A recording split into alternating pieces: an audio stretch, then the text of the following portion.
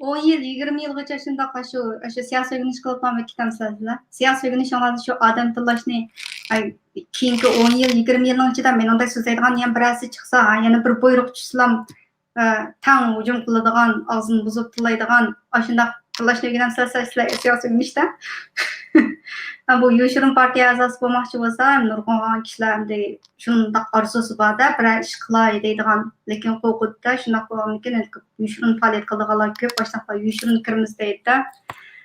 Qizlar, o'g'illar, yosh bolalar, shu vatan sevgisi urg'ib turganlar, ayrimga qiliblar, Najmiddinki o'ziga ham gapiriblar, men partiyaga kirmoqchi edim deb. Najmiddin o'ziga ham videolik qasamdan birini bersiz, pulni topshirsiz. Insijim bilan do ba'zini kim bildi. Shuning bilan partiya a'zosi bo'lasiz. Anondan keyin ataygan meningdek so'zlaydigan birasi chiqib qolsa, birla buyruq tushsa, o'tirg'i chiqib anondan keyin qaysi ish to'g'ri, qaysi ish xato, qaysi gap to'g'ri, qaysi gap xato demaylar. Partiya nima desa shuni qilasiz. Bu mayaniki ishchi butun ideya boshqa bir odamning ideyasi bilan to'lib ketsa, bu menga ish bo'lmay nima u? O'zinglarni emas, beshinglarni haqi tutqizib qo'yibsizlar.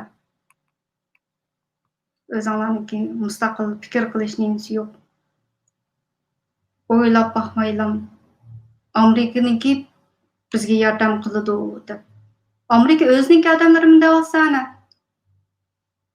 Keyingi 10 yilning ichida, yoki 5 yil yoki 10 yilning ichida Amerika military intervention bo'lmamdi deb Barsayda so'rgan joyda Ayda Robert Spalding no deb javob berdi. Hamma gaplari aniq ochiq.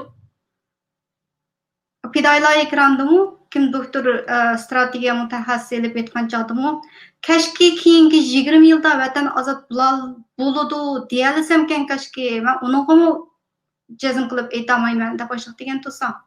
Keyingi 20 yilda ashna siyosiy o'rganish qilib boshlab ketamsizlar.